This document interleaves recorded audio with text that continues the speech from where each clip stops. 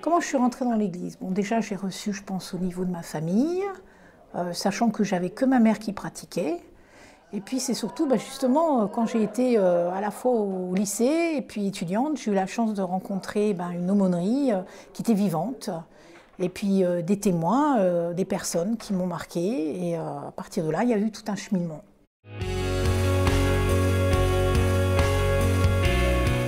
Je pense que Dieu, déjà, pour moi, c'est souvent des fois un Dieu caché. C'est-à-dire qu'il faut apprendre à ouvrir les yeux pour le voir. Des fois, il ne sait pas forcément d'une manière explicite, d'une manière spectaculaire. Donc, il faut apprendre avant tout à observer, à regarder. Et on voit dans le monde, il y a plein de bonnes initiatives au niveau caritatif, au niveau de certains lieux qui se mettent en place.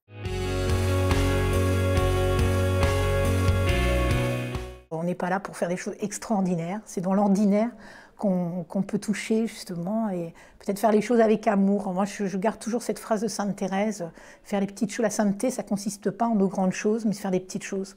Et plus on avance dans la vie spirituelle, je pense, plus on essaye de tendre vers ça, quoi.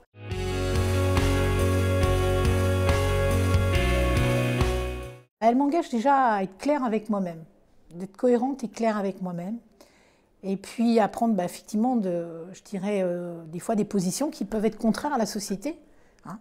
Mais moi, en tout cas, ça me rend heureuse. Donc à partir de là, comme on dit souvent aux jeunes, c'est un chemin de bonheur.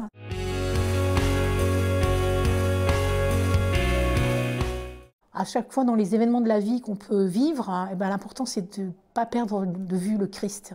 Donc de toujours regarder Christ, ce qui n'est pas toujours facile, parce qu'on a tendance à vouloir détourner les yeux à droite et à gauche et de compter sur ses propres forces. Mais en tout cas, moi, dans mon chemin de foi et de mon chemin de vie, c'est ça, c'est apprendre à regarder de plus en plus le Christ, s'ancrer de plus en plus en lui, ce qui permet de pas sombrer quelque part. Parce que, comme je dis, si on n'avait pas le Christ dans notre vie, on ne serait peut-être pas là.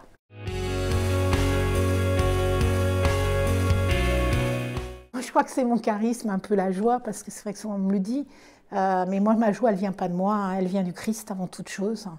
Et malgré, comme je disais il y a 2 secondes, là, des événements pas toujours faciles dans notre vie, cette joie, moi je suis la joie d'être aimée, la joie de vivre, et puis que chaque jour, c'est vraiment un bonheur de découvrir à travers des personnes, des événements, la présence de Dieu, quoi, voilà. C'est ça ma joie de croire. Moi je suis très heureuse de croire, voilà, c'est tout.